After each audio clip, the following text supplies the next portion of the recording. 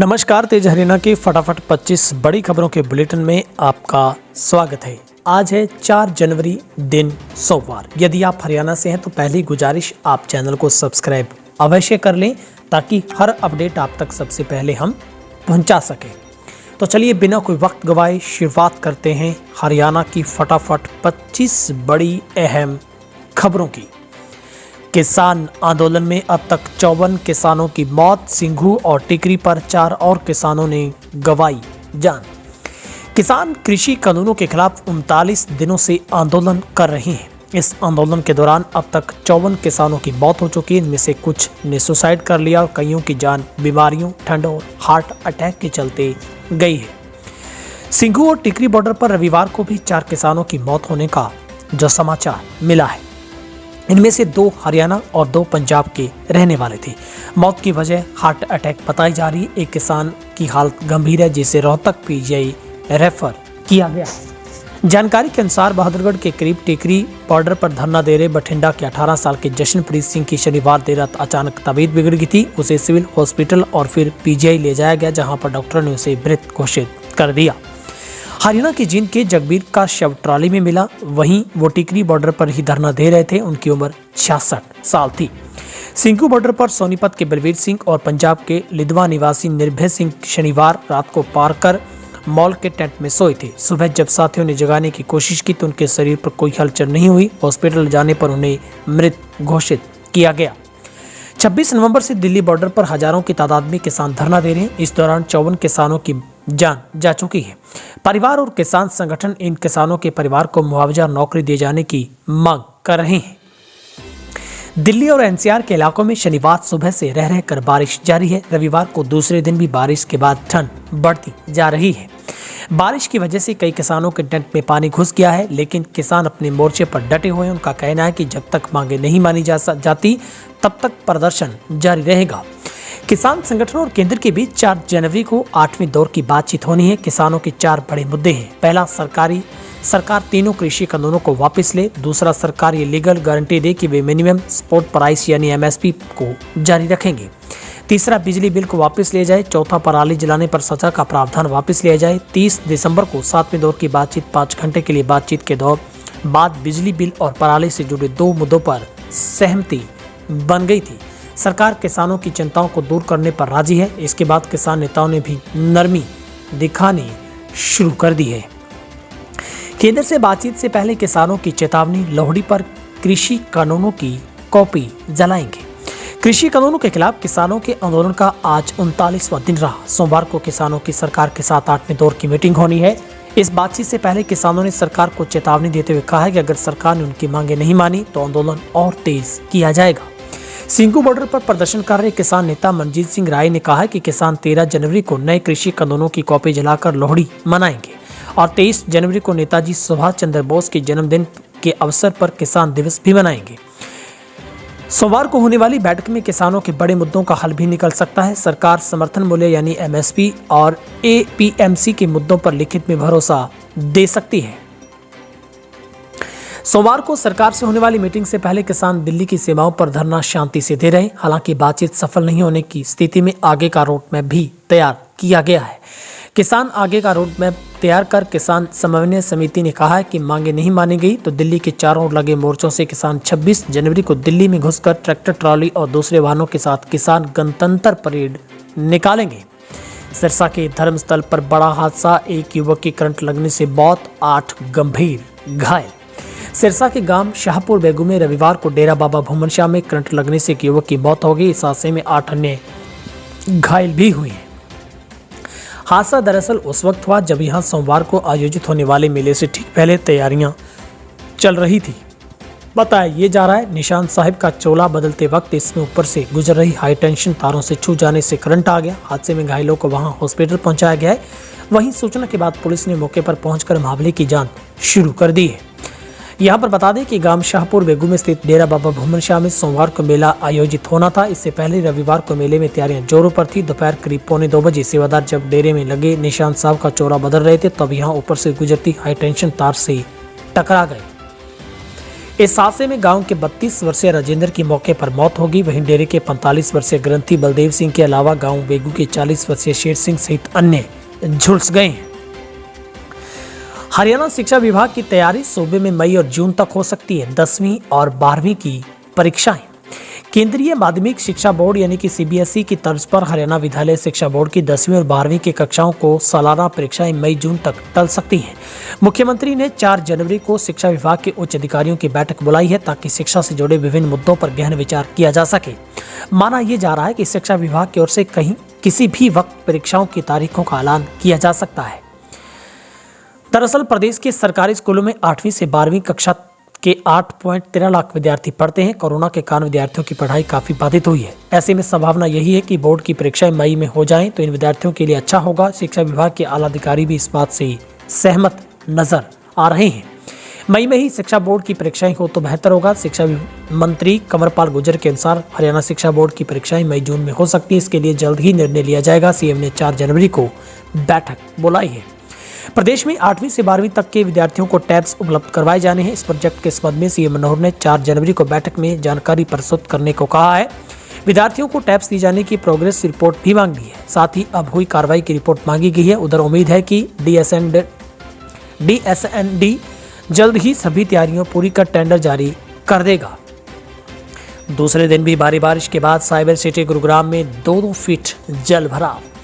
पंजाब, हरियाणा और दिल्ली एनसीआर में शनिवार जहां रुक रुक कर बारिश हो रही, वहीं दूसरे दिन रविवार को गुरुग्राम में भारी बारिश हुई। दिन भर में गुरुग्राम में 19 mm बारिश दर्ज की गई, जिसके बाद साइबर सिटी की सड़कें जलमग्न नजर आई। लोगों को परेशानी 2-4 होते हुए देखा गया। हालांकि एक बार ठंड से भी कमी महसूस की गई है। दूसरी ओर ग्रामीण क्षेत्र में खेती खासकर गेहूं, जौ और सरसों की फसलों के लिए बारिश बेहतर मानी जा रही है। रविवार को दिन भर रुक रुक कर हुई बारिश के बावजूद जिले में न्यूनतम और अधिकतम तापमान में इजाफा हो गया। पिछले 48 घंटे में न्यूनतम तापमान 1.2 डिग्री सेल्सियस से बढ़कर 10 डिग्री सेल्सियस हो गया है। अधिकतम तापमान सामान्य से 3 डिग्री सेल्सियस कम और 16.3 डिग्री सेल्सियस दर्ज किया गया। लूट की वारदात पर बड़ा खुलासा। व्यापारी से नोटों से भरे बैग छीनने के आरोप में 2 काबू। फरीदाबाद में पुलिस ने लूट की घटना की जांच के दौरान रविवार को 2 बदमाशों को गिरफ्तार किया है। घटना अब तक करीब 4.25 महीने पहले की है, जब देर रात एक व्यापारी से नोटों से भरा बैग छीन लिया गया था। फिलहाल गिरफ्तार किए गए दोनों आरोपियों से 70,000 रुपये बरामद हुए हैं, जो लूट की रकम का आधा भी नहीं है। आरोपियों को कोर्ट में पेश कर रिमांड पर ले जाने की प्रक्रिया शुरू की गई है। पुलिस के मुताबिक 24 अगस्त 2020 को रात लगभग 9:30 बजे सिटी बल्लभगढ़ इलाके में जनरल स्टोर चलाने वाले एक व्यापारी से बदमाशों ने नोटों से भरा बैग छीन लिया था। आसमान से बरस रही आफत के बीच आंदोलन पर डटा अन्नदाता, मदद को बेफिक्र बढ़ रहे हैं काफिले। अपने हक के लिए पिछले 39 दिन से दिल्ली के दहलीज पर डटे अन्नदाता का हौसला इस कदर बुलंद है कि उसे आसमान से बारिश के रूप में बरस रही आफत की भी कोई परवाह नहीं है। एक और जहां दिल्ली के चारों ओर घिर डाले किसान मोर्चे पर डटे हैं, वहीं पंजाब और अलग बगल के राज्यों से भी किसान बारिश और ठंड की परवाह किए बिना ट्रैक्टरों के काफिले के साथ दिल्ली की ओर बढ़ रहे हैं। पूर्व विधायक के गोदाम से 200 बोरे धान ले गए बदमाश। करनाल जिले के कुंजपुरा गांव में एक अनाज गोदाम से 200 बोरियां धान चोरी का मामला सामने आया है।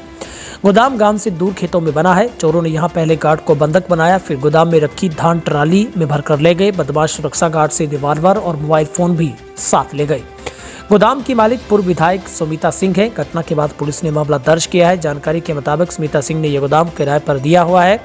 गोदाम के पीछे 5 एकड़ जमीन किसी व्यापारी ने राइस मिल लगाने के लिए खरीदी थी, लेकिन डिफॉल्टर होने के बाद इस जमीन को बैंक ने कब्जे में ले लिया। इस जमीन की रखवाली के लिए बैंक में गार्ड तैनात किया हुआ है। शनिवार देर रात खेत के किनारे गार्ड अपनी कार में बैठा था। उसी समय 10 से ज्यादा लोगों ने उस पर हमला बोल दिया था। नए साल में भूपेंद्र सिंह हुड्डा की खास रणनीति, नए रंग रूप में दिखेगी हरियाणा कांग्रेस। नए साल के दौरान कांग्रेस उन नए रंग ढंग में अब दिखने वाली है। पूर्व मुख्यमंत्री भूपेंद्र सिंह हुड्डा जहां कांग्रेस की एकजुटता के लिए प्रयास करते नजर आएंगे, वहीं विभिन्न कारणों से पार्टी छोड़ चुके अपने पुराने साथियों को भी हुड्डा खेमा एकजुट करेगा। इस काम की जिम्मेदारी हुड्डा ने अपने बेटे राज्यसभा सांसद दीपेंद्र सिंह हुड्डा को सौंपी है। दीपेंद्र ने साल की शुरुआत के साथ ही अपने पिता द्वारा खींची गई लाइन पर काम शुरू कर दिया है। दीपेंद्र हरियाणा को 3 हिस्सों में बांटकर बड़े हुड्डा की रणनीति पर आगे बढ़ेंगे। उत्तर हरियाणा की राजनीतिक गतिविधियों को चंडीगढ़ से अंजाम दिया जाएगा, जबकि मध्य हरियाणा की गतिविधियां रोहतक से चलेंगी। दक्षिणी हरियाणा में पड़ने वाले जिलों और उनके नेताओं को दिल्ली बैठाकर कवर किया जाएगा। इस दौरान हुड्डा पिता पुत्र नए साल में प्रदेश भर का दौरा शुरू करने वाले हैं। किसान आंदोलन के बाद राजनीतिक दलों में जो हालात बने हैं उनको मद्देनजर रखते हुए हुड्डा पिता पुत्रों ने अपनी गतिविधियों को गति देने की रणनीति तैयार की है। हरियाणा में नई सियासी पारी शुरू कर सकते हैं नवीन। जय हिंद। सीएम मनोहर से बातचीत से अटकलें तेज। लंबे समय से अज्ञातवास में चल रही आम आदमी पार्टी की हरियाणा इकाई के पूर्व अध्यक्ष नवीन जय हिंद राजनीति में फिर सक्रिय हो सकते हैं। जय हिंद पारिवारिक कारणों से फील्ड से गायब थे। उनके अज्ञातवास में जाने के बाद आम आदमी पार्टी हरियाणा में बिखर रही है। राज्यसभा सांसद डॉक्टर सुशील गुप्ता ने प्रदेश में पार्टी का संगठन खड़ा करने की कोशिश भी की, मगर उन्हें अपेक्षित सफलता हासिल नहीं हो सकी। नवीन जय हिंद अपनी नई राजनीतिक पारी आम आदमी पार्टी के साथ ही शुरू करेंगे अथवा किसी नई पार्टी का झंडा थामेंगे, यह अभी भविष्य के गर्त में है। हरियाणा के मुख्यमंत्री द्वारा शुक्रवार की रात को जय हिंद से फोन पर बातचीत करने के बाद नई अटकलों को जन्म मिला है। मुख्यमंत्री द्वारा जय हिंद से करीब 10 मिनट तक बातचीत की खबर सामने आई है। कांग्रेस सांसद दीपेंद्र हुड्डा का बयान, बोले बीजेपी सरकार तुरंत बुलाए संसद और हरियाणा विधानसभा का विशेष सत्र। हरियाणा में कांग्रेस के एकमात्र राज्यसभा सदस्य सांसद दीपेंद्र सिंह हुड्डा ने कहा है कि केंद्र व राज्य सरकार को किसान आंदोलन की गंभीरता को समझना चाहिए। आंदोलन को देखते हुए दोनों सरकारों को तुरंत संसद व हरियाणा विधानसभा का विशेष सत्र बुलाना चाहिए। दीपेंद्र हुड्डा लगातार आंदोलनरत किसानों के बीच पहुंच रहे हैं। रविवार को भी उन्होंने प्रदेश के अलग अलग टोल प्लाजा पर धरनारत किसानों के बीच पहुंचकर उनका समर्थन किया। चंडीगढ़ में मीडिया कर्मियों से बातचीत में दीपेंद्र सिंह हुड्डा ने कहा कि सरकार पूरी तरह से बहरी हो चुकी है। उन्हें शांतिपूर्ण और लोकतांत्रिक तरीके से उठाई जा रही किसानों की आवाज सुनाई नहीं दे रही। सरकार किसानों की लोकतांत्रिक आवाज को दबाने की कोशिश कर रही, लेकिन सरकार इस आवाज को जितना दबाएगी उनकी गूंज उतनी ही जोर से सुनाई देगी। हरियाणा में बदलेगी शिक्षा की अब तकनीक। स्मार्ट कक्षाओं में पढ़ाई का नया पैटर्न होगा लागू।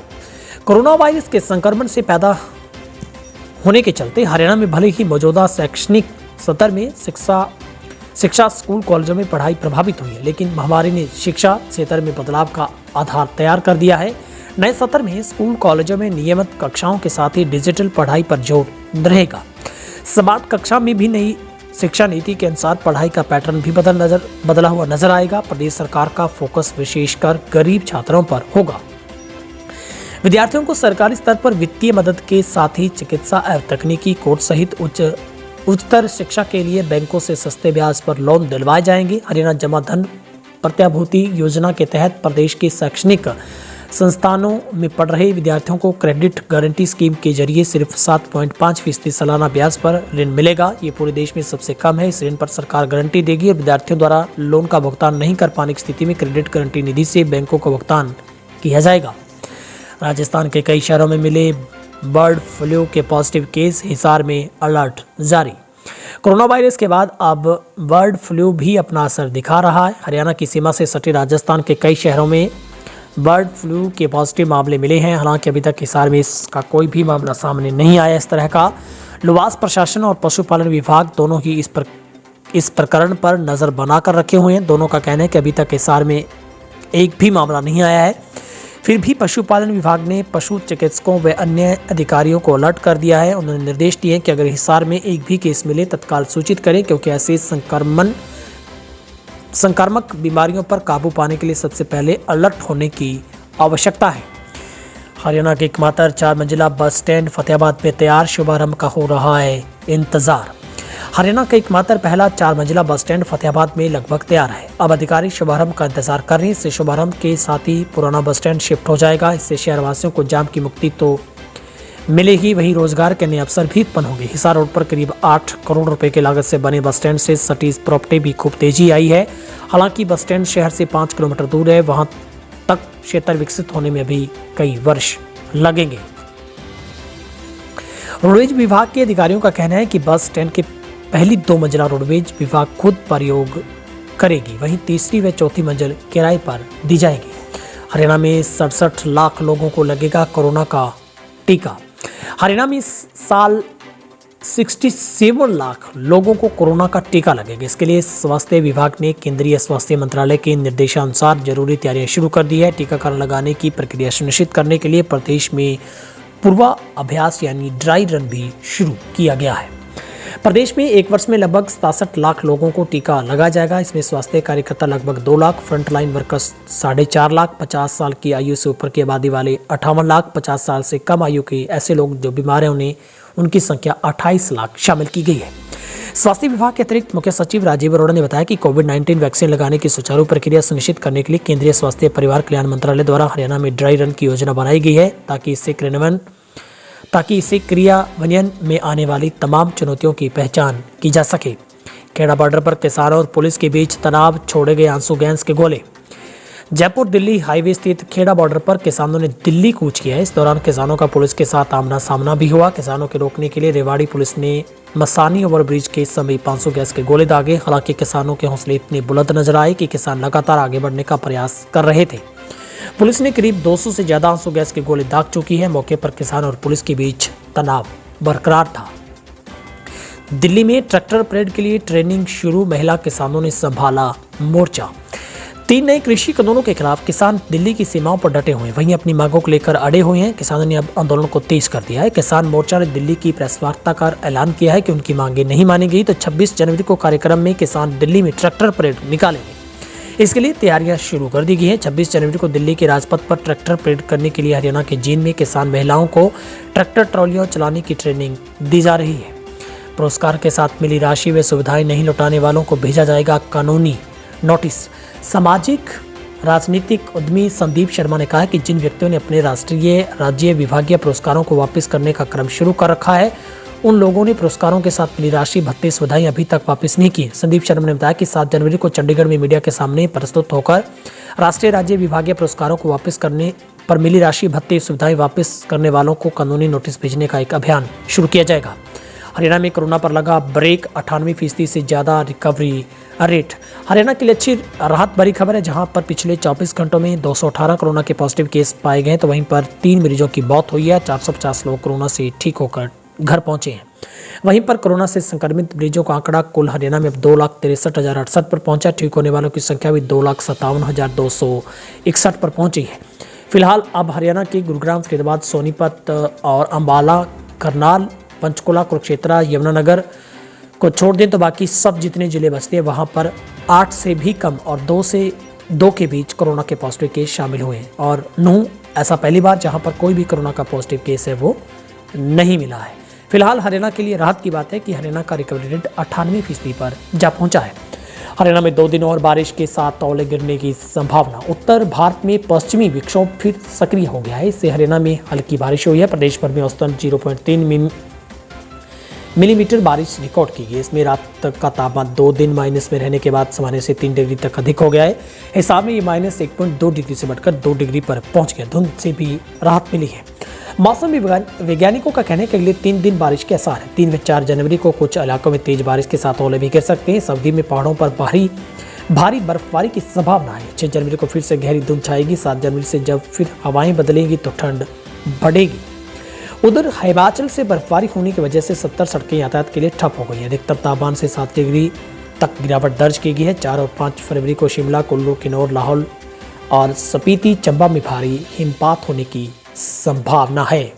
इसलिए मौसम विभाग ने पर्यटकों को ज़्यादा ऊंचाई वाले क्षेत्रों में न जाने की एडवाइजरी जारी की है। प्रशासन को भी अलर्ट रहने को कहा गया है। फिलहाल हरियाणा की फटाफट 25 खबरों के बुलेटिन में आज के लिए इतना ही। और यदि आप पहली बार हमारे चैनल पर आए हैं, आप किसानों के हित में हमारा समर्थन करते हैं, तो चैनल को अभी से सब्सक्राइब कर दें। अभी इस वीडियो के ठीक हेडलाइन के नीचे एक रेड बटन में सब्सक्राइब लिखा रहा है, उसे दबा दें और बेल आइकन यानी घंटा दबा दें ताकि हर अपडेट आप तक सबसे पहले एक मैसेज के जरिए पहुंच सके। और अच्छी राहत की बात हरियाणा के लिए ये है कि हरियाणा में अब कोरोना अब परास्त होता हुआ नजर आ रहा है। आप उस दौर को शुरुआत से याद कीजिए जब लॉकडाउन हुआ था, तब हरियाणा में मुश्किल से 20-25 कोरोना के पॉजिटिव केस आते थे। फिर कुछ अगले दिनों में यही 200-300 केस आने लगे और फिर हजारों की संख्या में केस आते थे। लेकिन अब वही मार्च जैसा हाल है कि अब हरियाणा में पिछले लगभग 2-3 दिनों से 200 से 250 के बीच में कोरोना के पॉजिटिव केस आते हैं।